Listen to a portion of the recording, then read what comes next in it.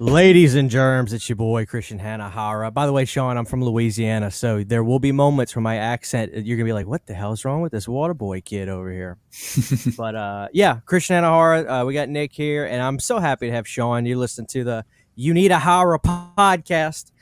Sean, man, thank you for being here. How you doing, dude? Um, I'm doing all right. Yeah, doing okay. I've had a long day. Had to go to the dentist. Had to get a crown replaced, and so they did some drilling in there. So this was hurting for a while, but I'm all right. Awesome. Well, that's all I needed. Thank you, guys. No, I'm just kidding. Sean, Remember to brush your teeth. I really don't even know where to start. Like, there's so many things I would love to talk to you about, and I know Nick's gonna hop in with basically asking whatever he wants to. But there's something I want. I have a big interest in. It was the 12 night inches. chic thing, Minus that 8. I'm sorry. Go ahead. That's cool. Dude, the whole thing when Jamie did that big convention, I thought that Mhm. was so cool. From the Mhm. outside looking in, I'm thinking to myself, that seems like a phone call to get Jamie Lee to do that. And I've loved the documentary that you did that we had on that Blu-ray. How hard was that? How many attempts? I'm sure that clearly could not have been the first attempt to get Jamie. I'm assuming she had been poked and prodded for years. How hard was that to come together? That whole convention? Well, I had attempted to get her to do a convention before. Went and spoke to her in person at one of her book signings. She then passed me off to her assistant, who then gave me her number and proceeded to give me the runaround forever and never got anywhere. And Jamie's the type of person that I don't think she could be pushed into doing anything. It really needs to be on her terms and her own idea. And the funny thing, I don't know if you know the story about how it happened, but I'll tell it for those who haven't. Basically, my phone rings one day out of the blue. I answer it, and I remember like it was yesterday. This voice goes, "Sean?" And I said, "Yes." "Jamie Lee Curtis." And immediately I recognized the voice. I knew it was her. Nobody was pranking me. It was her. So I'm like, wow, yeah, hey, what can I do for you? And so she then proceeds to tell me that she is doing a thing for the Children's Hospital of Los Angeles where she's getting all these Myers masks autographed by everybody from the first film. And she said, I'm not in touch with any of these people. I maybe have contacts for one or two. And every time I call one of them, I ask them, oh, do you know how to get a hold of the other people or so-and-so? And everybody keeps telling me the same thing. You need to talk to Sean Clark. And she goes, after like the third or fourth person told me this, I said, fuck it. I'm just going to call this guy. So she said, that's why I'm calling you. And I said, okay, yeah, absolutely. I can definitely help you with that. No problem. I book almost all of them for conventions and stuff like that. And we start talking, and she said, what do you think of this idea? What do you think of I said, I think that's great, and she goes, well, let me ask you a question. She goes, do you think where do you think I would make the most money with these masks? Do you think I should try to auction them off at one of these conventions you're talking about? And I said, you know what, Jamie, as much as I'd love to tell you, yes, that's what I think you should do. The honest truth is you'd make more money doing an online auction like an eBay or something like that, where at the convention, you only have maybe the few thousand people that are there that'll bid on it. Where if it's on eBay, you have the whole world could bid on it. And I think she really liked my honesty.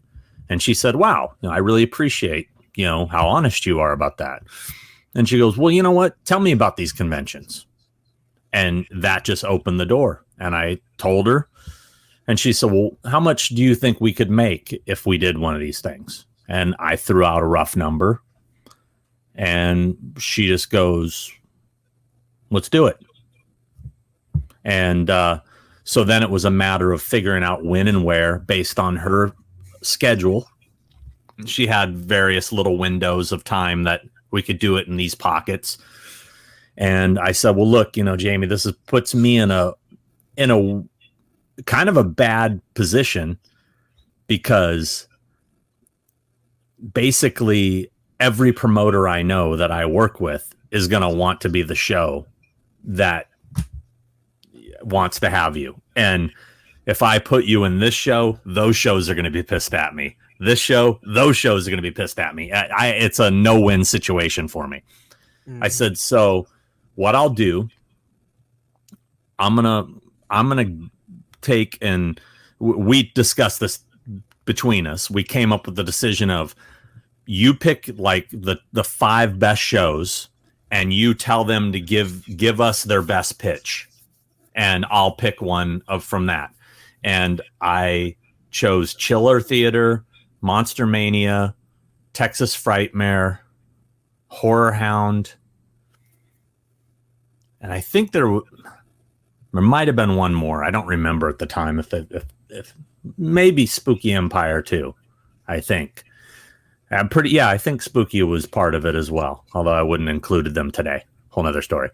But so I tell them to make a pitch, and Kevin at Chiller passed. He said, I don't want to get into a whole. He's old school. He's like, I'm not going to get in. Someone else can have her. I'm like, okay. And the one thing that Horror Hound did that nobody else did, and it sealed the deal. When she read this, she's all, them. That's the show. Is Nathan from Horror Hound said he was going to give 50% of all profits made at the convention also to the Children's Hospital Los Angeles. And so nobody else offered that. They were just offering first class flights, all this stuff. And in fact, she didn't even take that stuff. She didn't want the convention to pay for anything. She flew herself in, put herself up. Maybe they did pay for the hotel and the car service, but she flew herself in. I remember that.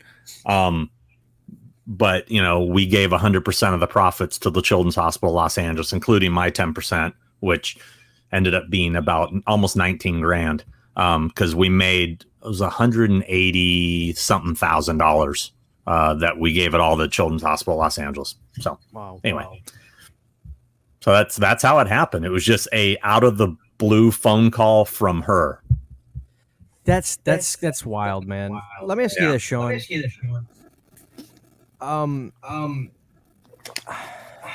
Was that the craziest couple of days of your life? Yeah, what really made it crazy is there were other individuals that, when they found out it was happening, did everything in their power to try to fuck it up. And I'm not going to name them, what show it was, what promoter it was, but there was another promoter that vindictively, not somebody I work with, mind you. It wasn't somebody who was mad at me that I didn't give them the opportunity. It was somebody I already had beef with. When he found out, he then actively did everything he could to try to ruin it. And I don't want to get into all the specifics of what he did, but it was, if I told you, you'd be like, whoa. I mean, it got to the point where she got so mad, she almost canceled because of something that happened. Yeah. And in terms of conventions, obviously you've been a part of God knows how many, probably so many you could lost count. Was that the most people you've ever seen to meet an actor or actress at a convention before? No. Who Not even was? close, or? No, I mean, I've Norman Reedus has had bigger lines than her. I mean, I remember one time we were at one convention, people waited 13 hours to meet him. Wow. Yeah. In the snow too. I mean, it was crazy. I've seen some crazy shit working with Norman. but also they did cut off sales at a particular time for her. You know, like we knew she could only do X amount in a day. When the Norman thing happened that I'm talking about, that was early when Walking Dead exploded and he was the hottest thing on the planet. And I didn't yet know how to handle that. I was still figuring out, you know, this is before I figured, oh, wait, we need to only allow X amount of people in line because we can't physically get through all those people. But the trooper he stayed and signed for everybody. He didn't fuck anybody. He didn't walk away. He signed for everybody. So did Jamie, you know, by the way, because they actually oversold her quite a bit as well. There was a mix up. It's kind of a long story, but we were supposed to be done by, I think, 7 p.m. on Saturday and take an hour dinner break and do the Q&A at 8 o'clock. And she ended up signing till 10 and then went right into the Q&A, didn't take a break. And I was apologetic, like, I'm so sorry, this, blah, blah. And she's like, Sean, we're here to do this. We're going to do this. You know, I'm like, oh, great attitude, you know?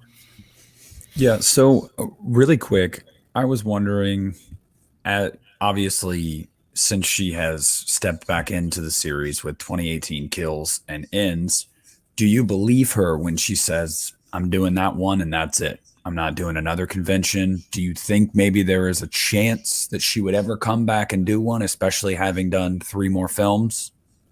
Yes. In fact, she was going to do one before the COVID hit. It was in the works. It was in the works to do Horror Hound September 2020. It hadn't been announced. Her and I had been talking about it, and COVID fucked that up. And do I think she'll do one? You know, COVID is going to have to probably be totally gone and not an issue before she'll do it again. I mean, I did talk to her 2 months ago, I think, about it. We just texted, and she basically said, you know, let's touch base early next year, and you know, we'll see. You know, she wanted to do something to coincide with the release of Kills, but now maybe she'd be willing to do something to coincide with the release of Ends. Well, you know, I'm by no means is this me saying she's coming back. Yeah. It was in the works. It was looking good. No contracts were signed. COVID hit and just squashed it, you know? All right, Christian. So make sure you got some money put aside for when that gets announced, because we gotta head over there. Yeah. No, look, one more question about Jamie Sean, then we'll talk about you. I don't want to talk about Jamie the whole time, but I mean, it's hard. Who else am I going to talk to ask these questions? You know what I mean? But seriously, like, look, in the world of Halloween fandom, you always got a lot of people that are like, oh, she doesn't care about horror fans. She doesn't care about horror. She thinks it's stupid. She don't like it, blah, blah, blah. Like, but the thing about that is, like, the person that I saw in that documentary looked like one of the sweetest women on the planet. Is that a gimmick? That's really who she is, right? She's just really a nice woman. Yeah, no, she's a professional. I mean, when she commits to something, she's gonna commit to it. You know, she's there to meet the Halloween fans. She's gonna give them 110%.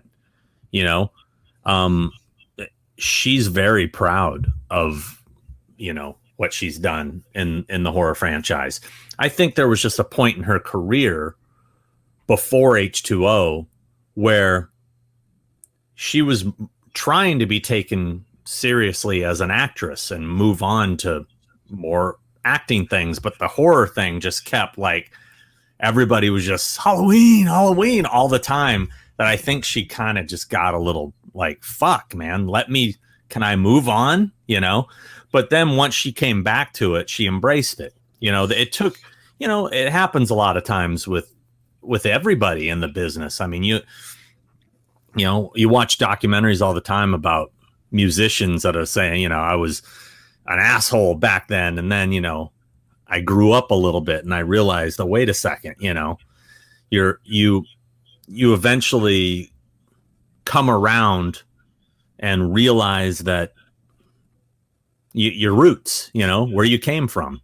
And, and she kind of experienced that through her mother too, as well, being famous for Psycho, Mm-hmm. So yeah, I mean, it's not an act. I mean, she loves the fans, but at the same time, everybody has a bad day. You catch people on the street when they don't want to be a celebrity and they just want to have a regular day. Mm-hmm. And you're always going to get negative. I've heard people say I was a dick to them, and I sorry if I was. I didn't intend to. I mean, you may have caught me at a bad moment. When I'm working at a convention, I'm under a lot of stress. I got a lot of things going on. I got tons of people in my ear all the time. The promoter, the girls that work for me, the guests that are my clients. I'm being pulled in all these different directions. If somebody comes up to me and go, "Hey, dude, can I get a pic with you? Hold on, just 1 second." And because I have to handle something at that moment, and maybe I forgot about that person. It's like, dude, you just walked away. What a fucking jerk, Yeah. It could happen. I don't know if I've ever done that. I'm just making up a story, but I'm just saying that kind of shit can happen depending on what kind of pressure I'm under at that moment, Yeah. So anyway. All right, Sean, that is a great segue. Okay. What I wanted to ask you about next is, obviously you're so big into the convention world. You represent all these actors. What is the day in the life of a promoter like you? Like, what do you have to do in a day at a convention, like you said? Because to me, from the outside looking in, to the average person, oh, Sean Clark, he's just got it made. He gets to do these conventions, and he's got all these people. I'm not saying people are all saying this, but you don't see the hard work. You don't see the phone calls. You don't see the hours. We just see Sean Clark's doing all this cool stuff that we're all so envious of. He's awesome, blah blah blah. What is the real day in the life like in that kind of situation? Should we do today? Let's do what happened today. Let's, please.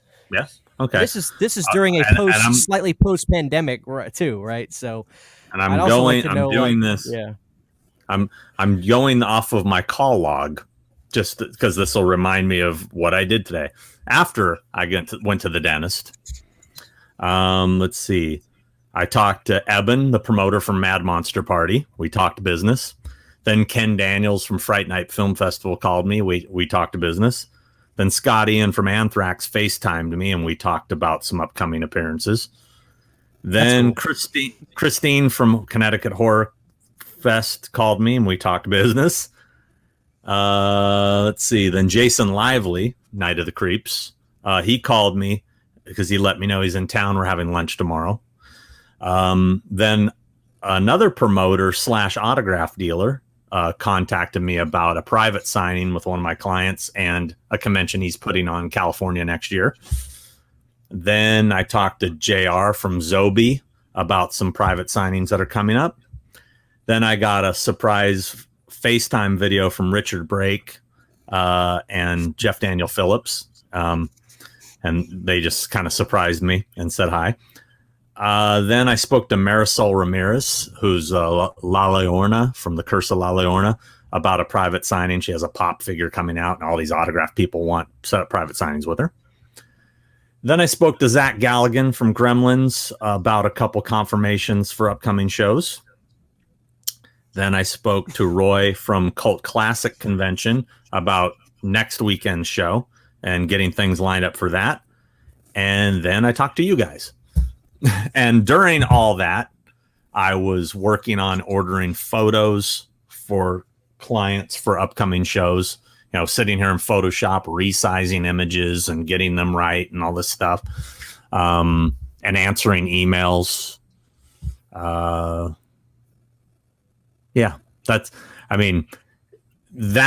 That's a regular day for me, like that kind of busyness, boom, boom, boom, boom, all day long, so. What do you think, Nick? Yeah, I was just about to say, man, I'm sure you got to keep a phone charger on you pretty much wherever you go, because it sounds like that is like your life right there, business and everything all through your phone. I know that it's funny you made the comment, Christian, of like, yeah, you know, everybody probably looks at Sean and it says like he's got it made, like, and oh, he's like, oh yeah, they do. No, I mean, I thought that years ago, you know, when before I ever really got to know him more, I was like, look at this dude, man. He's hanging out on the street with PJ Souls and he's getting to lead all these tours, the Halloween filming locations. I was like, this dude. Fuck that guy. No, like I was just That's like, a lot of people. That's a lot of people though. They're like, fuck that guy. Dude, he didn't do shit. Why is he getting all the attention? Yeah. Fuck that guy.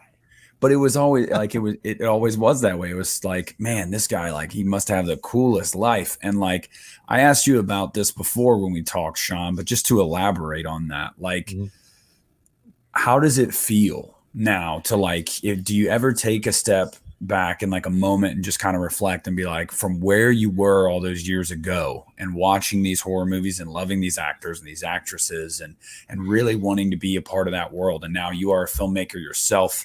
You represent so many of these people that you used to watch probably when you were a teenager. Do you ever take a step back and, you know, just be like, dude, this is crazy. Like, I know it is crazy, literally, because you can be super busy, but like, is it ever surreal to you? Oh yeah. No, there's so many times that I stop and I just kind of look around and go, wow, this is weird. You know, I mean, it happens a lot, you know? I mean, like, I'll give you one that was specific. You know, I went to Jamie Lee Curtis's house, right? Oh man. And I'm standing in her kitchen and I'm just, okay. Let me switch gears. I had to use the restroom. She goes, oh, it's over there. So I go in the bathroom, I shut the door, I'm in the restroom, and I'm sitting there, I'm just looking as I'm peeing, I'm looking around and I'm looking at all the stuff, and I'm like, this is Jamie Lee Curtis's and Christopher Guest. I'm a huge Spinal Tap fan, and, you know, I mean, this is their stuff. That's the towel they use. That's, you know, that's weird, you know. And it just surreal, you know.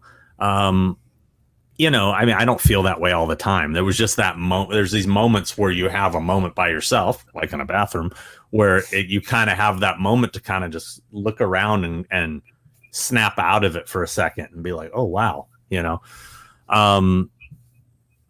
it's a trip, you know. I mean, there's times I've gone out to dinners with like a group of my clients, and I'm looking around the table at all these people that are famous, that I admired and grew up with or whatever. And I'm sitting there like, why am I here? You know, I mean, this is crazy. If I walked by this table, I would lost my shit, you know? And here I am sitting here, and it blows my mind, you know. It's, it's I'm very grateful, and lucky as hell, you know. I mean, it's I work my ass off. I work really hard. I do. I mean, nothing was handed to me, but, you know, a lot of dumb luck came into play on a lot of the things that have happened in my life. And, you know, I'm just proud that I can be somewhat of an ambassador, if you will, to guys like you who, you know, I hope I represent you proudly. You know what I mean? I hope you guys go, hey, you know, I'm glad it's that guy. You know, he's got our back. I'm not some guy sitting there that's all about this, you know. And, you know, it's the unfiltered nature. That's what it is for me about you. That I don't know. It's just, you're very genuine and very blunt and very straightforward. And that type of personality is why when I watch Horror Solid Grounds or one of the conventions or anything like that, I'm like, I don't look at you like, I'm envious, of course, but I don't look at you like you said, like, man, that guy's a dick. Like, screw him. Like, no, I look at you and I'm like, he's just like, you're so yourself. And you sometimes too, you'll even like, you know, like you said, you can tell there are times where you're like, this is really cool what I'm doing. Like, it's cool that I'm standing at this place right now looking at this. And that's what a horror fan thinks of. That's how we would feel if we were there. And so, I mean, when I went to the Myers house, all the filming locations in South Pass, and I'm on the front porch, I just hugged one of the posts and like just stood there for a minute. And I was just like, this is insane. Like, and so, but yeah, that type of personality that you have, that genuine blunt nature that you have makes it to where, yeah, you do represent us. You represent us well, in my opinion. Well, I don't think he's that great. Man, I was feeling pretty good for a second there.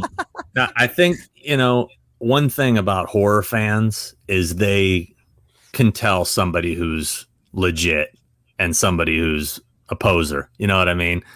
Although I've been called a poser by Halloween 3. Oh no! Well, not just that guy. I was talking about Tony Moran. But he said I was a poser. He said I was a poser. Which I don't understand. I don't understand what he means. Sean, that's a gimmick, right? That Tony Moran thing. I hate to cut you off. Like, that's got to be a gimmick. That guy can't be serious with all that stuff he says. Am I right or am I wrong? Like, that's fake, right? He's just putting on. Like, all that stuff he said, it's so ludicrous. Like, it's ridiculous. You know what I mean? It's hilarious to me. I'm like, there's no way this guy's serious. This is a wrestling gimmick. He's doing a promo right now. You know what I mean? I mean, I see where you're coming from. One would say, yeah, it has to be, or this guy would be the biggest piece of shit on the planet. But there you go. Yeah, whatever. I mean, I've always been the guy I am. You can go back and watch videos of me fucking 30 years ago. I'm still this guy. Maybe my hair was longer, but I'm still this guy. I'm a horror nerd. I don't know what the fuck he taught when he says I'm a poser. I don't know what that means is in his eyes. I don't even know if he knows what that word means, but but anyway, I don't want to get off track with talking negative shit. But what were we even talking about? Oh, me, the ambassador bullshit. I know that horror fans can see through the bullshit. And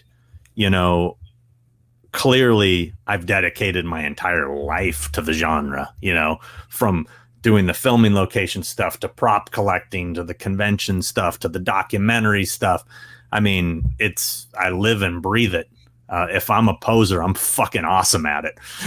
You know what I'm saying? So best actor, best actor. Yeah. I've living ever a seen. gimmick. Yeah, living a gimmick. Yeah. But whatever. What do scared people say when they're backed into a corner? They'll say whatever they the guy's a loser. And I don't think it's a gimmick. I think he's just genuinely a dick. So that's Christian, really quick before we switch topics. There was have you seen the Scream Factory Halloween 3 Horus Holograms? You've watched that, right? And okay, I love how Tommy Lee Wallace was being a little, like, he was messing with Sean a little in that thing. Yeah, well, you remember the dude at the Rose of Shannon Motel that they got on camera that was like calling Sean a poser and telling him to go back to Los Angeles. Sean got into that. That's why we bought into that. And dude, he said the guy went and got like a baseball bat and was like really trying to. Like he was trying to fight Sean. Sean, if you want to tell Christian just a little bit about that, because I thought that was so cool. And I think Halloween fans will find that hilarious because I know that was one of the craziest experiences you've had doing Horus Holograms. Uh-huh. It was one of the funner experiences. I love shit like that because I love that kind of, especially since we got it on tape. I didn't know my camera guy was filming because we had literally just pulled up to the hotel, which are now like apartments. And we got out of the car and it was me, Tommy, and my camera guy, Buzz. And we were looking like, okay, so the office is over here. They came walking this way. All of a sudden, this guy just walks out of his apartment which happened to be the one next door to the one Stacey Nelkin and Tom Atkins go into. And he just starts yelling at us. And he's all, go back to Hollywood, you fucking posers, blah, blah, blah. And he's just, and we haven't even started filming. I mean, but Buzz is holding a camera. So that's all the dude had to go on, was Buzz is holding a camera. And apparently Buzz just immediately kind of went, turned it on, was holding it. And I didn't know that. And he just started, and he singled me out. For whatever reason, he focused on me, and he said, you with the hair. And yeah, I'm like, I think they both have hair. But and then yeah, so I kind of go, well, you know, whatever, dude, you know, really, you want some? Come on, here I'm taking my hoodie off. I'm like, all right, you know, I'm gonna have to whoop your ass, okay. And then he goes back inside his apartment, and Tommy says, you know, I don't think it was a very good idea, you know. And I'm like, why? You know, fuck this guy. And he's all, you may have a gun. And I go, oh shit, I didn't think of that. and he came out with a baseball bat. Now, right as he walked out with the baseball bat, a car pulled up, and it was the owner of the property who had actually given us permission to film there. We saw him. The guy who owns the Rosa Shannon Motel also owns the factory, also owns a few other businesses. Like, he owned where they had the store, you know, where they saw the masks on Main Street. So he let us in there first. Like, he let us in there with the keys, and then he said, oh, I'll meet you over at the motel in a few minutes. So he knew who we were. So he pulled up, and then he chilled the dude out. He said, get back in your fucking apartment. Shut up. And so the guy just stood out on his porch, giving us the bird the whole time, which you can see in one shot if you look closely. I told you that, right? Did I tell you about that? Yeah.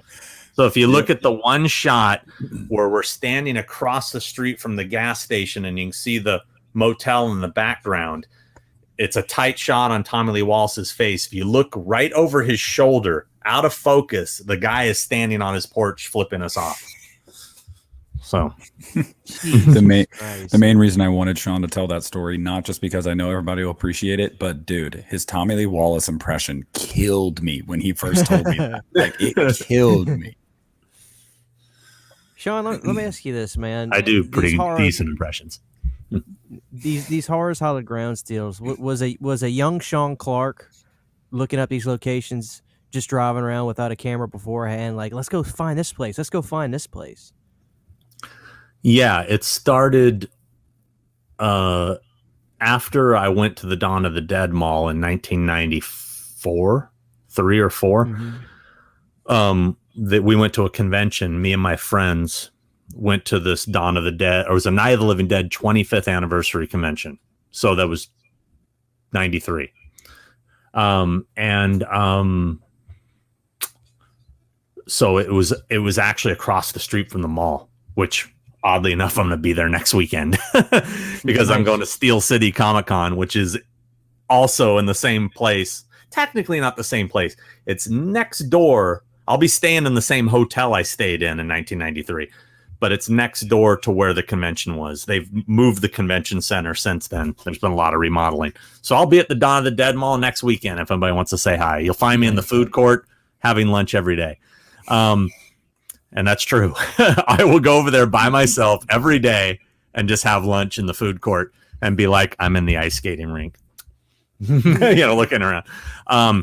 But that experience of going to that mall was so amazing that I was like, oh my God, I want this feeling again. Can I see more of these things?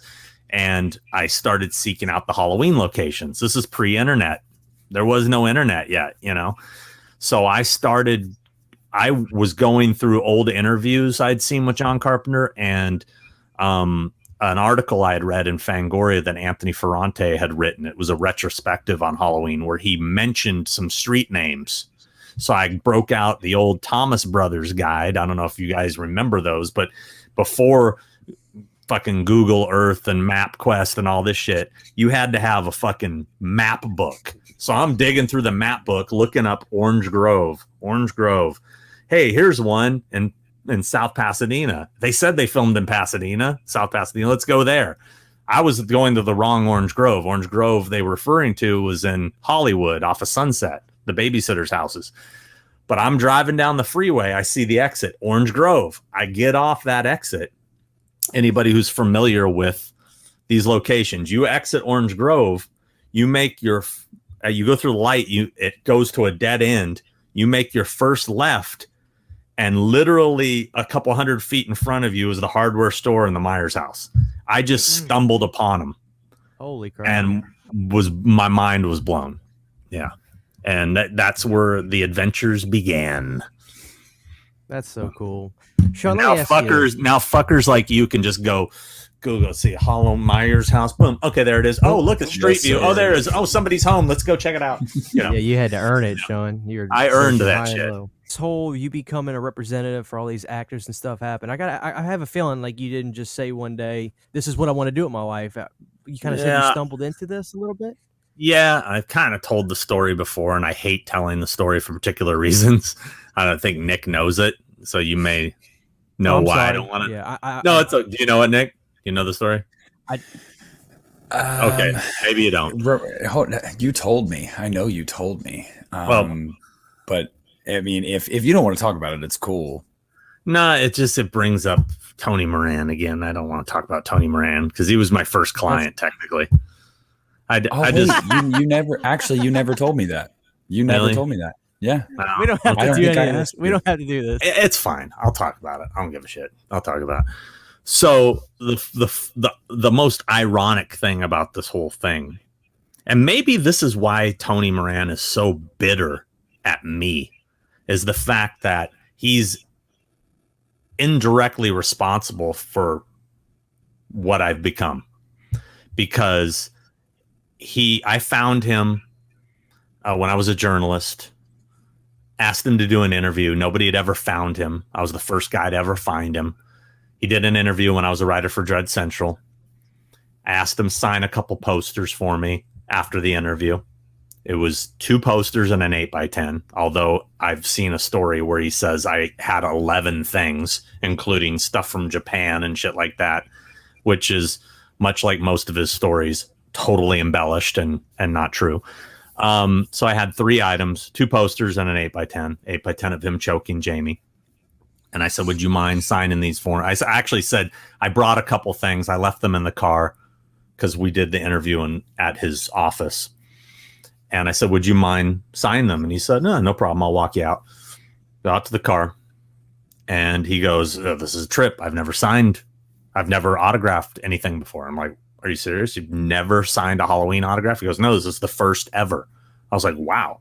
I go, dude, do you know how many Halloween fans would love to get your autograph? And he's like, you serious? I'm like, dude, I'm serious.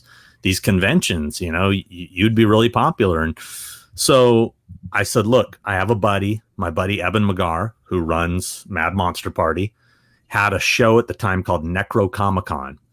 And I was going to be there with the Horror Channel doing on-camera interviews with the celebrities. And I said, hey, I can give him a call, and I'm sure I could get you in. It's local. If you don't dig it, you can just go home, but I think you'll have a good time. So he agrees to do it. He goes there. He does it. He's enjoying himself. He comes up to me about 2 hours into the show and says, hey, this is fucking awesome. How can I do more of these? And I said, well, actually, there is a guy here that I know books celebrities for these conventions. There was one person I knew that did it. And I said, he's over there. And he goes, can you talk to him for me? And I said, yeah, no problem. I went over and I talked to this individual who will remain nameless. And I said, hey, Tony Moran, face of Michael Myers. And he goes, was he in the movie for like 3 seconds? And I go, yes, but I go, it's significant. It's a big deal. He's the face of Michael Myers. To Halloween fans, it's a big deal. I've never downplayed Tony's role. I wish Tony would have owned his role, instead of trying to be something he's not. But anyhow, at the time, I'm like, yes, and he goes, pass. I go, really? And he goes, pass. So I go back to Tony, or no, I went back about my business. And then Tony came up to me later and said, hey, did you talk to that guy? And I said, yeah. He goes, what'd he say? I told him exactly what he said. He looks at me, goes, fuck that guy. Why don't you rep me? And I go, I guess I could. And that's how it started. That's literally how this started. And I had just finished doing the 25 Years of Terror documentary, where I helped coordinate a lot of the talent for that. And we had done the 25 Years of Terror convention, where I helped coordinate a lot of talent for that. I wasn't a celebrity agent or anything like that, but I called those people. I talked them into doing these things. So I knew how to do that. So I had all these phone numbers. So I just started going through my phone book and going, hey, this is Sean. Yeah, from the convention and the documentary.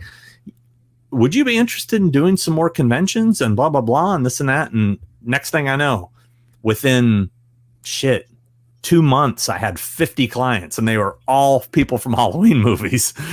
I was the Halloween guy. That's how I kind of became the Halloween guy. And then it just snowballed. It just started growing, and I started getting bigger clients, and people were referring me to bigger clients. I mean, actually, Stacy Nelkin, who you guys will know from Halloween 3, she was a big part of my launching pad, because she one day out of the blue said, oh, I think one of my best friends would do really well at these things. And I'm like, oh, yeah, who's that? And she said, Linda Hamilton. And I was like, yeah. And she hooked me up with Linda Hamilton. So that opened a whole new, set of doors for me. And then, getting lucky working with Norman Reedus before Walking Dead, I was working with them during the Boondock Saints stuff, that when he got Walking Dead, and here we are. And it's all because of Tony Moran when it comes down to it. You are Frankenstein's monster. It kind of works both ways, because I created a monster by introducing him to the convention world, and he created a business monster by pushing me in this direction. I've always wanted to know this, Sean. You just mentioned 25 Years of Terror and how that was really a big launching point for you. That woman that won the contest to be in Halloween 9, did she ever get in a Halloween movie? Because I don't know if I've ever found the answer to that. Yes. Her scene was cut, though. It's in the deleted scenes. She's one of the reporters outside of Smith's Grove. Rob Zombies? Yeah. Okay. Yeah. Wow, I never noticed. Yeah. Wait, hold on. Are you talking about the woman that won the contest at 30 Years of Terror? No, 25 years. The chick that flashed 25. The camera on the documentary. Yeah. Now here's the thing. Let me tell you a story about that. Her name is Heather Bowen. She's a friend, still is a friend to this day. That really fucked up her life. I mean, in a real bad way. She was 18 years old. She was, she was a kid, man. She was just being crazy, fucking around. That thing of her flashing the camera guys or whatever, that was never supposed to be in the documentary. I was shocked that they kept it. Shocked. Just so you know, for the record, I had absolutely nothing to do with the editing of that documentary. And the crazy thing is, a gay guy is the guy who edited the doc, one of the producers. Yeah, Massey, right? Yeah, and Stephen Hutchinson, who's also good friends with Heather, he would have never put that in the doc either, and he was the director. It actually ruined her life. It fucked her up because she got so much hate online and so many people talking shit about her and calling her a whore, and it really it destroyed her. And it took her years to kind of recover from it. And and everybody was saying, oh, they only picked her because she showed her tits and this and that, and she probably fucked everybody. And I mean, it was really bad. She legitimately won. It was like Mustafa Cod that picked her or whatever. Yep. He didn't even know her. He knew nothing about it, and it's a bummer. That whole thing was a real bummer. And I've always felt so terrible about it.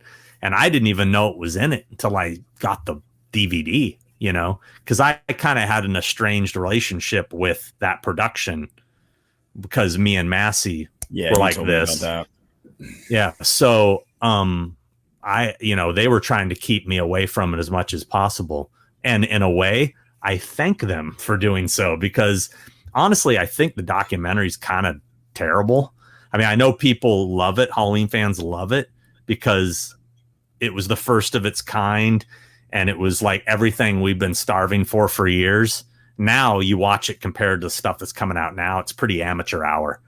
Oh, but, at the time, we were learning, we were kind of the first. We kicked off that whole trend of horror documentaries, Never Sleep Again came, and then Crystal Lake Memories, and they started snowballing, and that became the thing. But looking back on it, although I'm proud to have worked on it, I mean, my real contributions to it was getting a lot of that talent and conducting some of those interviews. I was the guy behind the camera asking the questions on a lot of the interviews, like the Tommy Lee Wallace, Rob Zombie, Clive Barker, and some bunch of the Halloween 3 people, Little Buddy, Marge Gutman, which I'm surprised I was never able to get the woman who played Marge Gutman, Garn Stevens. I was never able to get her to do a convention. She just wouldn't do it. She's the one who got her face blown up. Oh yeah. Remind me, Sean, was that Tom Atkins? Was Tom Atkins married to her? During Halloween 3, really? He was married to her. Yeah. Okay. They had been divorced for years by then, so that's why she was. He put me in touch with her, but she did the interview for the Blu-ray, or the DVD rather. It wasn't even Blu-ray yet when we did that. Which is another thing why I don't think it was ever released on Blu-ray, because we didn't shoot it in high def. It's pretty, low tech. Well, it was cool too because it spanned the whole series and we hadn't had one up to that point. But like you said, I mean, you go back and look at it, it's like, I mean, what you offered to it, your interviews and your narration and stuff, there's nothing wrong with that. Like you said, it's really mainly just like kind of the quality of it and how it was spliced together. It's kind of sloppily edited. But I was really excited for A&E's Halloween: The Inside Story years ago. I remember watching that premiere, and I loved that. The only thing I didn't like was they only touched on the 9 movies after that for like 5 minutes. And I get it; it was all about Halloween, but like I think that's something I would have liked to see in the complete collection set as well. It's like an updated overview documentary of the whole series, because I feel like we still haven't gotten one that's like a banger for Halloween. Like Never Sleep Again is a banger. Crystal Lake Memories is a banger, but yeah,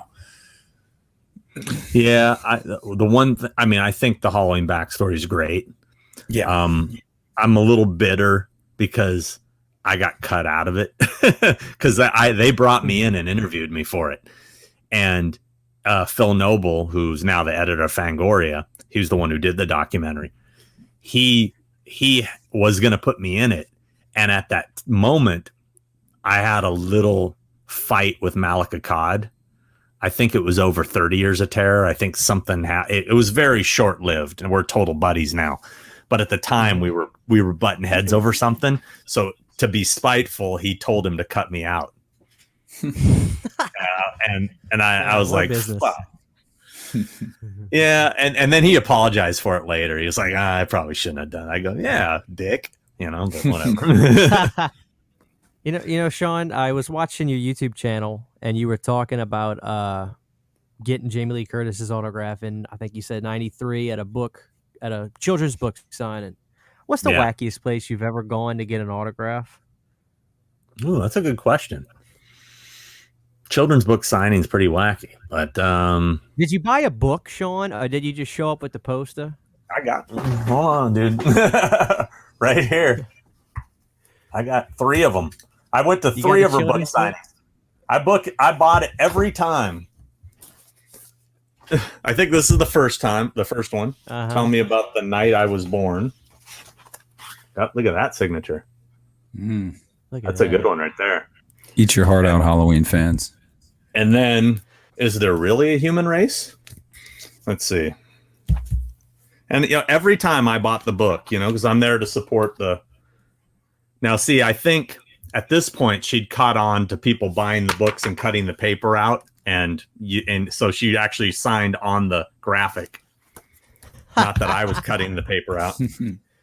And then same here. See, on this one, this is big words. So I think she caught on to autograph guys coming to the signings, cutting the piece out of the book and then framing it and selling it with a Halloween still, which I'd never do. If I ever have kids, I'm going to read them these books one day, Right. So is the children's books the wackiest place? No public restroom. No, I'm not an asshole, man. I don't bother people when they're eating dinner. I won't bother them in the bathroom. He's by the urinal. Hey, man. Let me think. I'm not one of those guys that goes to places and tries to get autographs like that when they're not there to do that. You know what I mean? You're not an airport kind of guy? Fuck no. In fact, I have a buddy who's hardcore into that, and he's not a reseller. He's a fan. And he'll call me because he knows the few people I really want to meet. And he'll call me up and go, dude, Kurt Russell's coming in, LAX at blah, blah, blah. I don't know where these guys find this shit out. And I'm like, dude, I can't do it, man. I can't do it. I can't be that guy waiting at the fucking baggage claim with my thing poster. I just feel like such a dick. Not that he's a dick. I mean, I don't he's a hardcore fan. And if he's got the balls to do that, I just can't do that. You know what I mean? I feel like a dick doing that because I've been with those guys at airports, traveling with them, and I know how much it bothers them. You know what I mean? And I don't want to be the guy that when I walk away with my signed thing that they're going, what a fucking asshole, blah, blah, blah, blah. I'm here at the airport, because I've seen it happen.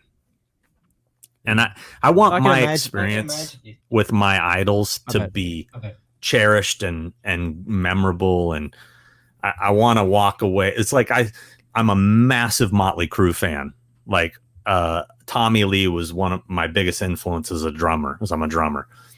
And I was at the 3 from Hell premiere, and I'm standing in the lobby of the theater, and it's kind of chaotic. And I look right next to me, and it's Tommy Lee with his wife. And I'm look at my girlfriend. I'm like, fuck, it's Tommy Lee, and she knows what she's all talk to him. And I'm like, I don't want to talk to him here. I don't want to talk to him in the middle of this because this is, he clearly doesn't want to be talked to. I can tell, someday I'm going to be in a situation where I can just kick it with that guy in a casual situation and have a conversation. I know it'll happen. I know too many people that know him, it'll happen one day, and I'll be grateful I waited because, I'm not above being a fan, but you get treated differently by those people when you're not perceived as a huge fan. You know what I mean?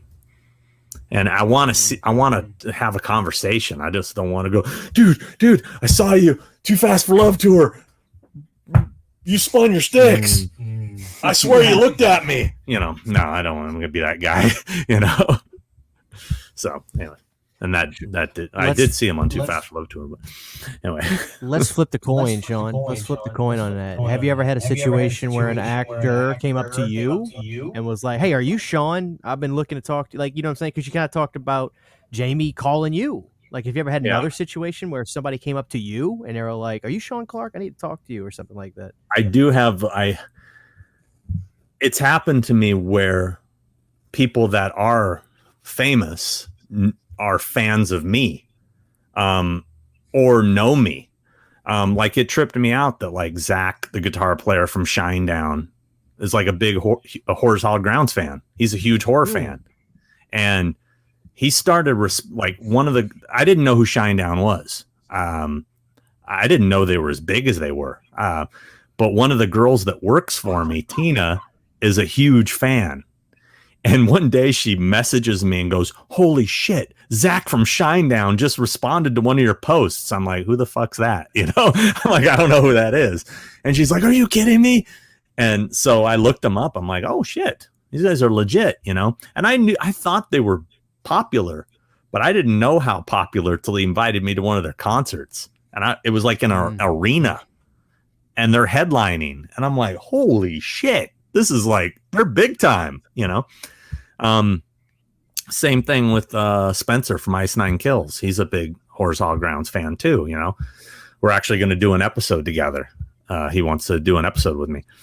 But the one that I think tripped me out the most was Robert Patrick from Terminator 2.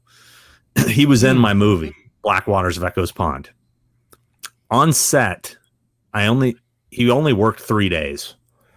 And I directed him in one scene because we had like a 14-hour day. Our director, he was like, "Dude, I can't see straight. Could you direct this last scene? Because there's no dialogue. It's going to be easy." So I did. And Robert Patrick was the person in the scene. And I asked him to do something. And he goes, I said, "So in this, you're looking in the distance." And I go, when you see him pushing the wheelbarrow, I go, just kind of go, "What the fuck?" Like that. Right. And I'm the writer, so I can add shit. Right. And he goes, "Who am I talking to?" And I said, "Well, you're talking to yourself." He goes, "Nah." I'm like, "Okay." So it's Robert Patrick. But I met him on set. Like the first day I met him, he was I think he's a method actor. I think he stays in character. So he's kind of a dick on set. Somebody walks up to me. This is literally out of the blue. Hadn't met Robert Patrick. I'm sitting there doing something. Like a PA walks up and he goes, "Sean, Mr. Patrick would like to meet you." And I turn around and it's him in wardrobe, and he goes, kind of pushes up his trucker hat, and he goes, "So tell me, why am I killing this boy?" And I go, "Hi, yeah, I'm Sean," you know. And he's like, "Yeah, why am I killing this boy?" And I go, "Well," and I start to explain why he's doing it. He's asking why his character is killing. So I explain it to him, and he goes, "Seems kind of cowardly." And I go, "Well, no, because this is why it's not." And he goes, "Seems kind of cowardly." Well, anyway, best of luck to you. I'm not going to rewrite the scene for you because you think it's cowardly. But so that was my only experience with the guy. I didn't speak another word to him in 3 nights. That was it. I'm in this cut 10 years later. 10 years later, I'm in an airport, I think in like Toronto, Canada or something. And I'm standing there talking to, no, it wasn't Toronto. Where was that? I don't remember. Maybe it was Toronto. I'm standing there talking to Mitch Pileggi, from Shocker and X-Files. I'm standing there. We're talking. Robert Patrick walks up. Now that we're going to a convention, going to or coming from a convention. We're at baggage claim waiting for bags. So I'm talking to Mitch. Robert walks up. Robert and Mitch start talking. And Robert looks over and he goes, "Hey, you're that writer fella, aren't you?" And I go, "Yeah." He goes, you wrote that Black Waters." I go, "Yeah, Black Waters of Echoes Pond." He goes, "Yeah. He goes, "That monologue you wrote for me at the dinner table, that's damn good." And I'm like, wow. I mean, he never complimented anything, just criticized everything. And I'm like, wow, thank you. Thank you. And he goes, I got a question for you. I go, yeah. And he goes, why don't you follow me on Instagram? And I'm like, what? He goes, you don't follow me, but I follow you. I go, what are you serious? And he goes, malfunction, right? Malfunction. And I go, yeah, I will take care of that right now. I was floored. I'm like, here's a dude that I didn't think even remembered me, barely spoke a word to me on set, is now asking me why I don't follow him on Instagram. And we've been really good friends ever since. There you go. Jesus Christ. The T1000 asked you why you're not following on Instagram. Dude, totally caught me off guard. I was like, what the fuck? Serious? Jesus. Okay. Oh, man. Sean, that has me thinking, too. With what you do and the things you do, like your YouTube channel, showing your amazing, doesn't even begin to describe your collection. I have so many questions, but I can't keep you here all night.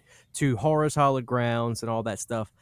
Your inbox, especially on Facebook stuff, you got to be flooded all the time with messages from fans saying, when are you going to do this? When are you going to do that? Do you have this? Do you have that?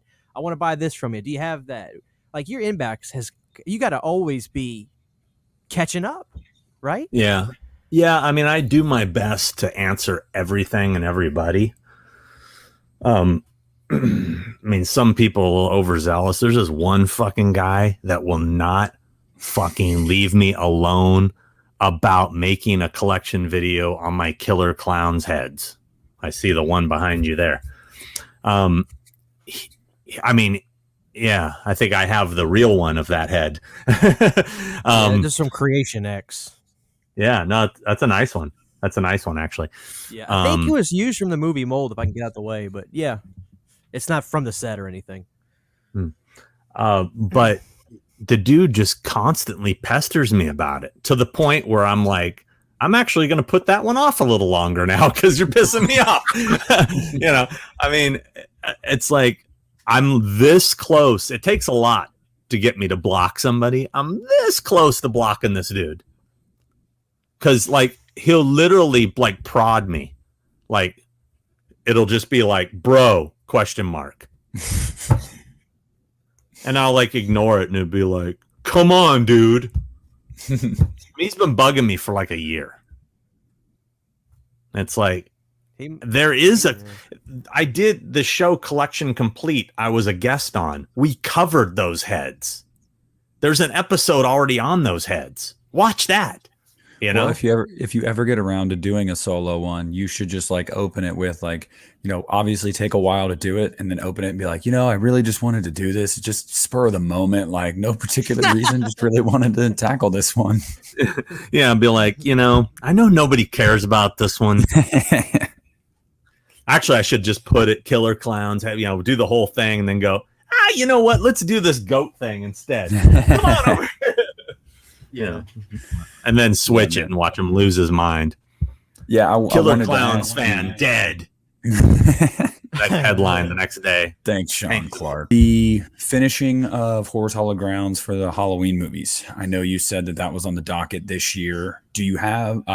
You were just in Georgia, weren't you? Not long ago. Yeehaw! I was. Did you cover it? Halloween 2? Yeah. Yes. Oh hell yeah! I'm stoked. And went and found every location, unlike the other people that have done them. So you found you got where the Phantom Jam was. You even got that place. Mm-hmm. Yeah. Oh yeah, I'm stoked for that episode because it seems like, obviously, I did it myself. People visit the Halloween locations. Rob Zombie's Halloween 2 isn't usually one of them because it's across the country from California. Yeah. So it's funny because I know we talked about this a little bit. The more I've researched that preparing for this episode, the more I've started to appreciate the movie. I actually, it's growing on me I've had to watch it over and over again. It's not moving up higher in rank. It might have just bumped above Resurrection for me, but it's, you know what I mean. Oh, you got to give it above Resurrection. I said it just did. Calm down. Okay. Ain't good enough. Yeah, no, I because I looked up, you know, when I do my location videos, I never had to do this before, but there's so many fucking people doing them now that are doing them regularly. There's like about 6 guys that are doing them regularly. And a lot of these people, you know, it's getting harder to be the first guy that did it. It's also being harder to find stuff nobody else has found. Yeah. So in the case of Halloween 2, there's a couple videos on YouTube. I watched them, and one was pretty thorough. The guy he surprised me on a couple things that he found. Now, mind you, I already knew where everything was. I didn't need any help. But I was just curious at how they did it, you know, just always watch. And he got a couple things wrong. So although he found a lot of stuff nobody else had, he got a couple things wrong. So I'm not the one to call people out. I'm not going to go, so-and-so did the video and fuck this up. You know, I'm just going to say this is, I mean, I think I did say, there's been rumor that it was another place, but it's actually here, you know. And in the case of Rob's 2 films, I absolutely know where everything is, because at the time I had an open invite to the set, and I was getting the call sheets, not the call sheets, but the location maps every day via email. So I would just download them. I have all of the location maps.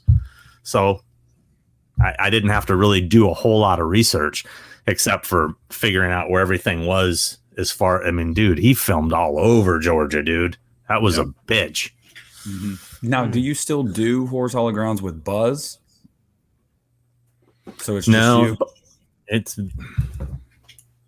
okay. All right. It's sometimes a selfie stick and a tripod. Let's see. It's kind of all you need nowadays, Sean. Most people ain't going to complain about that kind of stuff anyway. Yeah, you know what?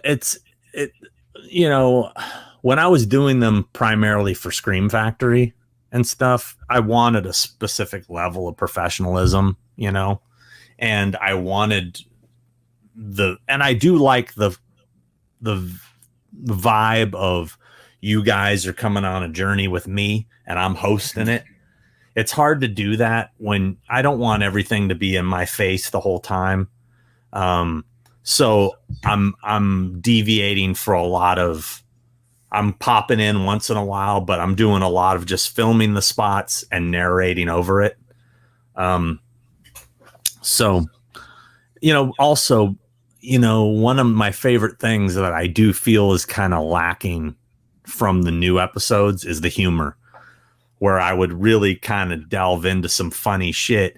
And that developed over between Buzz and I. It would be me trying to make him laugh. And now I don't have that dynamic. So I feel like the episodes aren't as funny, but you know, whatever. I mean, the humor is a great inclusion, but like you said, dude, we mainly come to that to go on this journey with you, because we want to see these places too, and to have somebody that we know, you know, appreciates the genre and the film. You know, it's cool to watch you do that. When you talk about the humor, I just always think about your Halloween 2 episode, where I can't remember the actor's name that keeps coming up to you about Nightmare 2. Robert Russler. Robert Russler. Hey, when you're doing Nightmare 2. He's like, are you doing it too? Yeah, but this is Halloween 2. I'm like, that always killed me, because like obviously I know you guys were just messing around, but I thought that was hilarious. And you always did do like little things like that I appreciated. Well, that all started because Rustler and I are good friends, and I'm also good friends of Marshall Bell, who played the coach in Elm Street 2. So I was shooting the Halloween 1 episode, and I happened to be talking to Rustler, and I told him, I said, yeah, I'm doing this thing and blah, blah, blah. And he's like, oh, dude, you know, you want me to take you to the Halloween 2 school or the Elm Street 2 school? And I'm like, nah, dude, it's all just part 1. And I go, that would be kind of funny if you like popped up when I'm at the school and you're like offering to take me to the other one. And I'm like, nah, and you're kind of like, what the fuck, dude? So and then we took it a step further and said, what if Marshall Bell popped up in there too? And he's all like, hi, slime balls or whatever. And we're doing the not the push-ups, but it's just like the planks, I guess is what they're called. And they're just both such good sports. And then it was so well received. People thought that was so funny. I'm like, dude, you should pop up again and be like Elm Street 2, and it just became a running gag, which is funny if you watch them in order. If you watch them out of order, you're like, what the fuck is this guy? It makes no sense, which I never really thought about, but anyway, it's hilarious. I appreciated it. I always dug the magazines, the Horror Hound magazines, and you would see the pictures and stuff in those too. I always thought those were really cool. Yeah, I haven't written one of those articles in a long time. There's a guy that's been writing them primarily for the last couple of years, a guy named Robert Patterson. He also does what I do. He has a site called Set Jetter. He's been doing most of those. He's a big horror nerd too. In fact, in a couple weeks, we're going to go to a few locations together. So Sweet. Every once in a while, like we were in Toronto at the same time and we went to the prom night locations together and a bunch of Hannibal locations from the TV series. It was fun. Oh yeah. Sean, what's your favorite thing to collect? Children's tears. I don't know. I don't know. I think, obviously movie props are huge. I just don't like the price tag that's attached to them. But I really enjoy stumbling upon things from my childhood that, whether it be some weird toy or something that I had when I was a kid that I stumble upon, like at a convention, like I'm looking at a dealer's table and I go, oh, fuck. And it's something maybe I completely forgot about. And I see it and then it brings back all these memories. And I'm like, I must have that, even though it's stupid. I just need it. I've got a room full of stupid shit that people walk in, they're looking at my collection. They're like, what is that? And then I have to explain what it is. Is that a Bubblicious telephone? It's a telephone that looks like a pack of Bubblicious bubble gum, but it's a telephone. Anyway, I have one of those. Do you have someone posed this question to Christian and I about a month ago, and I thought this would be good to ask you. Do you have a white whale? Something that you want so bad that you can't seem to track down? Or maybe it's not that you can't seem to track down, it's that it's so expensive that you can't bring yourself to pull the trigger on it? I don't think so. I don't really think so. There's an item that has haunted me my whole life. I saw it when I was a kid in a toy store in Alaska. I was born in Anchorage, Alaska. And I think I was visiting my grandparents. Maybe I was 9 years old. I remember going into a toy store and seeing this item and fixating on it and wanting it. And to this day, I've never seen it again. And I don't know what it is. And that's kind of my white whale, because it's the mystery of the item. It was a doll or figure of, I want to say, a vampire, but cartoony vampire. And I remember it looking like it was made of foam. I have searched high and low on the internet for something like this, eBay, maybe my mind doesn't remember it the way it really looked. I'll never find it. I don't think I ever will. That's kind of something that intrigues me more than anything else, is this thing that I don't know what it was, but I was so fixated on it. I remember it was like part of me was like, it almost looked like the Dracula from Sesame Street, but it wasn't. You know what I mean? It was cartoony looking. It wasn't based off of that Dracula Sovereign of the Damned, huh? That 80s cartoon that came out. I think it was I that have foreign no cartoon. clue, bro. I have no idea. You should Google that and see if that brings it up. Because if that does, I doubt it. But what's it called?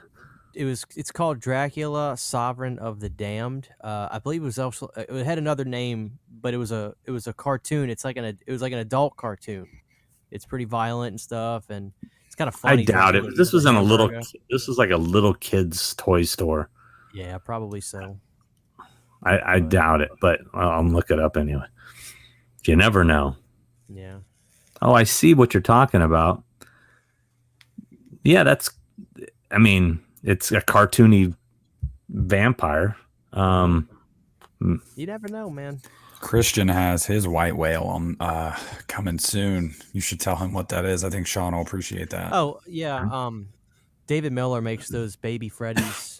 He puts them on eBay, and I bit the bullet on that a few months ago. So any day now, he messaged me and said he was just so busy because of COVID, he didn't have all his help and all that. But it's pretty cool. It's pretty cool. Baby Freddy's your white whale? Yeah, well, I guess so. I don't really know what else I want. I'm just a big nightmare guy, so like getting that kind of stuff is cool. And I've always wanted a baby Freddy. So when I saw somebody have one, I was like, Jesus Christ, that is ridiculous. That thing is insane, and it's on a base and got the umbilical cord, and the body's all gross. And then somebody said, "Oh, you know, the guy who made the movie, worked on the movie. That's him. He makes these." I was like, "What?" So I finally got the cash to get one of those. That was cool. So I'm just waiting on that any day now. But it's cool to be able to talk to David too. You know. Mm-hmm. So. Well, I mean, sort of a white whale prop would probably be like the Judith Myers tombstone from the original Halloween. That would be pretty badass. Do you know where that is? No, I mean, I've heard rumor that the guy who was the prop master, Randy Moore, I think was his name, that he supposedly still has it, but is all like hush hush about it. Like I saw a picture that surfaced of it, like that apparently he leaked out there. But I don't know. I don't know why he's sitting on it, because now would be the time to sell it. You'll probably never get more money for it than you would right now. Yeah. But So do Sean, I think I would that thing would go for 6 figures. Oh, yeah. And I ain't paying 6 figures for a styrofoam tombstone. Sorry. It'd be dope to have, but I don't have Rob Zombie money. Yeah, he's buying props off the set of the Monsters and stuff like that. You know? Yeah. So Sean, let me ask you one more quick question. The start of on your YouTube, you've had your YouTube channel for quite some time, but correct me if I'm wrong, I don't remember you doing the daily collection stuff till about a year ago. Was that a COVID thing where you like, hey, I've got a few, I'm home. Let me start showing some of this stuff off. You know, was that kind of what that was? Well, I started the YouTube channel. I guess I really started it years ago, but I didn't do anything with it. Like I think I uploaded a couple videos from conventions of me and Redis or something. I didn't know what I wanted to do with it. So I think I also had it just so I had a YouTube account. So I really don't feel like I officially started my YouTube channel until last like April or May of last year. And that was because of COVID. I'm like, well, I'm stuck here. I got nothing to do. You know what? I'm finally going to put all those fucking Horrors Hall Grounds videos online that everybody's already put up, you know, bootleg versions of. So started doing that. Started going through all these old cassettes that I'm still transferring and uploading old. I mean, I've got tons of footage I've transferred that I haven't edited and put up yet. Now I'm like, I don't know when I'm gonna have time to do any of that shit. I'm struggling just editing right now. Like I'm deep into the Rob Zombie Halloween episode. It's like pretty much done, but I need to go back and get a couple I'm actually going to a location tomorrow. This is my day tomorrow. You want to know another day in the life of Sean Clark? Please. All right. So I have to be at Nick Castle's house at 11 a.m. for a signing, doing a private signing at his house. Then I have to go meet Jason Lively for lunch. And then from there, I'm going to a location that I haven't been able to get into because of COVID. It's an interior. Sean, I wanted to ask you about, he's no longer with us, rest his soul, but you've had a pretty good relationship with John Carl Bugler, right? I did. Yeah, I worked with him. Briefly, and I mean, I wasn't super tight with him at the end, but we were friends. I guess we were definitely friendly. Mm-hmm. Yeah, he was a really nice guy. A little bit, I think, somewhat delusional sometimes in regards to certain things, but it was more of a just an optimism that he was so dead set on making this troll remake movie that he talked about for almost a decade, and it just never happened. And it kind of got to the point where it seemed like it was getting to be a little bit of a parody of itself. But, you know, because he would keep talking about this much closer, and it's like, are you though, really? And it's sad that he never got to do it, but he was just such a nice guy. And yeah, it's a shame. I mean, the last time I saw him, he was at Rock and Shock in Worcester, Massachusetts, and he was in a wheelchair, and he was looking really like sickly. He lost a lot of weight, and he was looking very pale. He did not look well. And I think he was dead a year later, you know? So, yeah. So. Now, a lot of artists that you've met, do you think, do a lot of artists have kind of like quirky things about their personality that just kind of set them apart from the average person? Whether it be over optimism or, you know. When you say artist, you mean like effects artists, that kind of thing, or just that kind of thing? Yeah, a lot of artists are quirky. I mean, Steve Johnson's a character, that's for sure. You know, my buddy Chris Nelson, you know, he's definitely got his quirks, he'll tell you. But he's not kooky. He's you know, artists are moody, you know, they're artists. Who else do I know that's like, I mean, my buddy Sandy Calora, he's definitely a personality. I mean, but yeah, Tony Gardner is probably the most normal of all of them. He's a very normal dude. It's one of the nicest people you ever meet. But I mean, they're all good people, really. You know, right. I don't really have anything bad to say about it. I know we just lost Robert Hall, who was a friend of mine and a former client. And he had his issues, unfortunately, his demons. I haven't heard the actual cause of death yet, but I can only imagine what it probably was. So. And Sean, that's got to be tough. You know, some of these people you represent, I mean, I assume a lot of them are kind of getting up in age. It's got to be tough seeing them, you know, reach that back nine of life. I mean, they become probably close to family members to you, huh? You talk to them so often. Yeah, there's definitely a few that when the time comes, it's going to be tough. I mean, it was tough losing Steve Dash. That was, he and I were close. Richard Brooker too. And oddly enough, you know, I went and I visited Ted White about 4 or 5 times during the COVID thing. And, you know, he's 95 and, you know,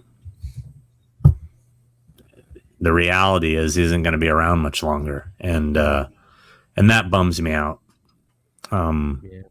Because he's definitely in the final inning, so to speak. I mean, you're never going to see him at a convention again. I can tell you that 100%. But it's sad to see people heading, and I'm really tight with Tom Atkins, and just recently it's been dawning on me that, man, he's 80, he's getting up there. It's they're not going to be around forever. Life still, it seems like Tom does pretty good, huh?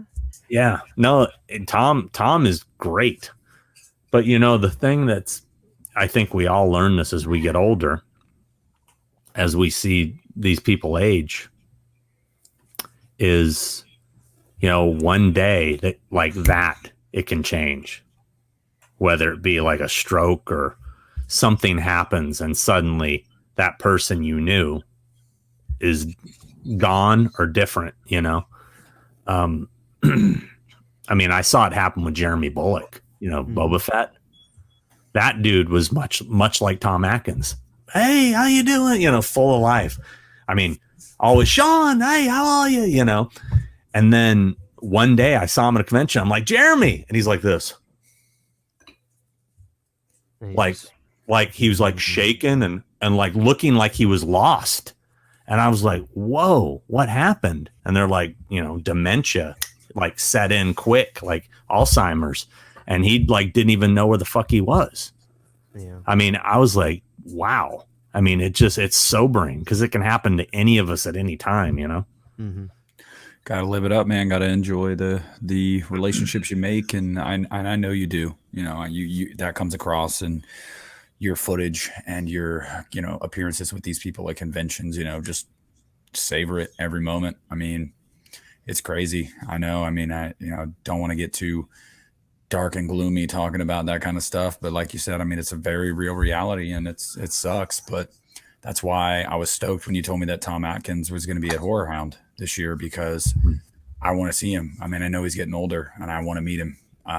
Love Tom Atkins. So, yeah, I mean, just continue doing what you're doing with the passion that you have for it, man. I mean, I don't have to tell you that. I know you do that anyway, but just I know you cherish the memories, and it's all you can do, man. We're all gonna take a dirt nap eventually, unfortunately. So yeah, it's crazy though. Like, having done this as long as I've done it, watching these idols pass. I mean, just in the last 10 years, Sid Haig, Angus Scrim, Gunnar Hansen, Richard Brooker, Steve Dash, this Richard Lynch, watching them all, it's just, it's a trip, man. It's like one day they're there and you're talking to them and having a good time. The next day they're gone. And there's something so unpersonal about death nowadays via the internet.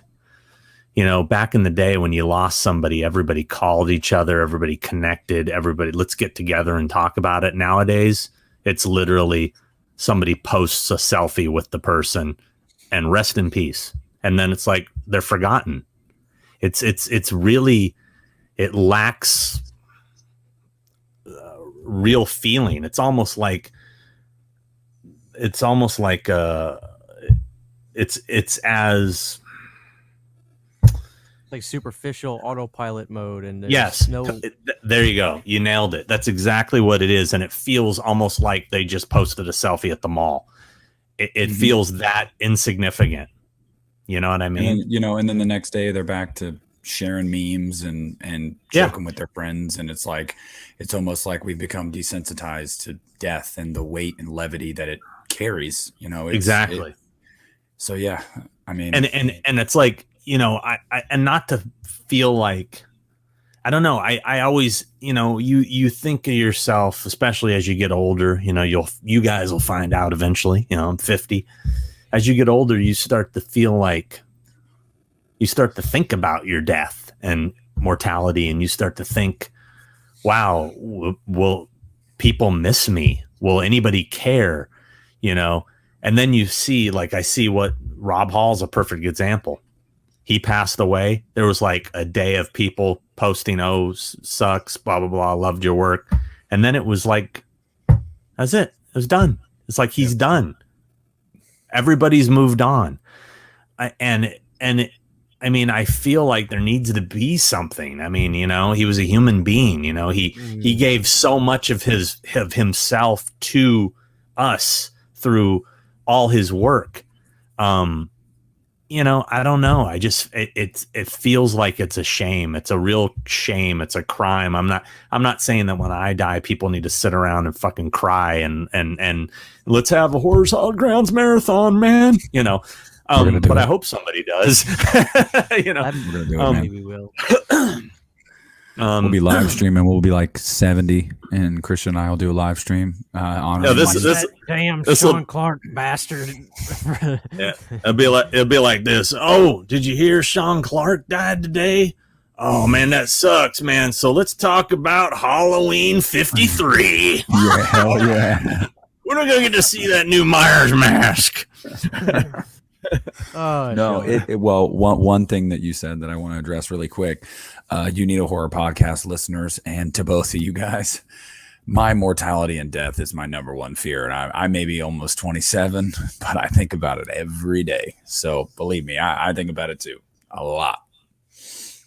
Well, it's crazy because it can happen in a blink of an eye. I mean, you could literally go to the store to get some milk, and some asshole can fucking just take you out and you're done, and it just ends. And it's just crazy.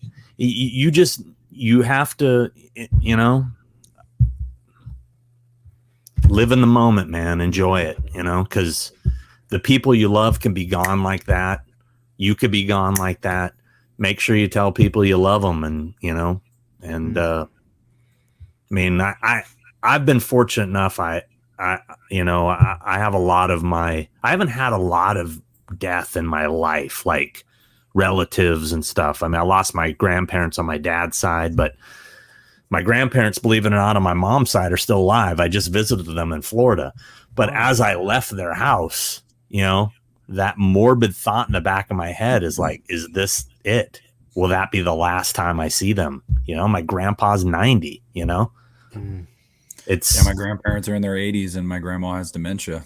And when we were there for her birthday in February in Florida, sometimes throughout the weekend when we were there, she would need to be reminded who certain people were. So it was great, and especially with my son, since he's so young, she doesn't really have many memories of him. But yeah, I mean, it's crazy, but we're getting deep on this podcast, guys. We're really getting into it. Let's end on a light note, Sean. We appreciate. Yeah, you got to pep it up before we end this fucker, man. All right, man. Let's talk about what is Sean Clark excited for in the future? What are you excited to bring to the table on your YouTube channel? What are you excited to work on next? What's got you excited, man? That you can talk about. Well, I'm really having fun. I have fun doing the thing with two heads with Chris. I have a lot of fun doing that. I have fun bitching about things that bother me. Get off my lawns. I've got a couple of good ones for the next episode I've been holding on to. Excellent. Stewing. And I enjoy that. I really enjoy, it's funny. This is a perfect example of a fan and like doing shit because you're a fan.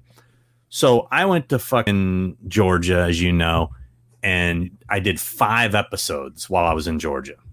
Dude, I was literally getting up as the sun rose and filming till the sun dropped. And in Georgia right now, the sun goes down like 8:30 p.m. So it was long ass days. I was exhausted. I was killing myself, but I was trying to squeeze in 5 movies in 3 days of filming. I got it done. But one of the things I did, I know it's a movie neither of you have seen. I know you don't even know what the fuck it is, I'm sure. But there's a movie I used to love when I was a kid. Came out in 1980. I was 10 years old when I saw it. It was called Little Darlings. It stars Christy McNichol, Tatum O'Neal, and Matt Dillon. Now the reason I know you probably don't know it is because there was some sort of rights issues with it. It's never been released on DVD or Blu-ray. So unless you saw it in the theater back in the day or on cable or on VHS, you probably never seen it. It's a teen camp movie. It takes place at a camp, summer camp.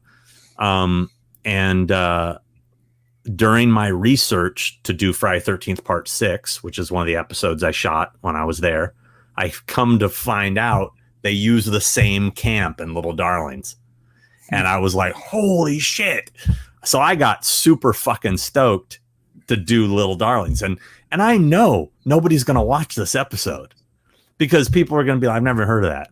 Why are they going to watch a location episode on a movie they've never even heard of? Maybe I'll get a few Friday 13th people to watch it because I'm going to mention it in the Friday 13th one. It's the same camp. You want to see some more of the camp? Wow. Check that episode out. But anyway, that's an example of something I work super hard on. And I bet you that thing isn't going to get 1,000 views, compared to some of my videos like Fast Times that's got like 45,000 views, it's just not, nobody's going to care, but that's what being a fan about it, man. Yeah, it's the passion. Do it. And the Friday 13th one, I'm pretty excited about, even though it's been done to death. I mean, that location's been done to death. I think I found 4 spots nobody's ever found. So at least I'm given some new material. Excellent. Hell yeah. Hell yeah. Yeah. And Sean, obviously I speak for the rest of us when I say we love the posters. So when you drop a poster episode, everybody loses their mind because those portfolios, first of all, are amazing. I said, this son of a gun has a folder for 27 by 40s. Let's look at the next one. Those things are expensive, man. I mean, they look nice. Yeah. That I have issues with them. I mean, when I first bought them, I thought that they would stand up on their own. Like I could just lean them against the wall, but they buckle. They're flimsy, So you have to stack them. And that's kind of a pain in the ass because if you need to get a poster out of a folder that's in the bottom, you're pulling, and they're heavy, dude. You think of how many posters you have in one. You have 60 posters in one. You're like, So yeah, there's what letter? I don't know what letter I left off, but I think I have a few more portfolios to go to get through all of them. I haven't even got into like the smaller posters. Like I have the 36 by 24 portfolios too, where you get more into the Mondos and stuff. Which I don't have a huge Mondo type collection. I have a decent one, but I'm not a crazy Mondo person. But I'll get into those eventually. That's probably not gonna happen for a while because I've got so much. I was just gonna say, those are killer. Those videos, like Christian said, I love those. All those posters and stuff. Christian and I, that's one of the things we talked about when we talked about bringing you on. He's like, dude, he fucking brings out these like folders of all these posters and he's flipping through them. And I'm like, we both agree. Like that, I love it. I love it. So everybody listening, if you haven't subbed to Sean, go sub to Sean right now because he's got some like stuff that's gonna make you depressed at your collection. You think should I do videos? Like I'll just pull out, like, here's one. I have folders. This is G through H. I have folders of autographed photos and stuff and like weird stills and right. There's Godzilla. I don't know if people would be interested in this kind of crap. Here's something for you. I'll give you,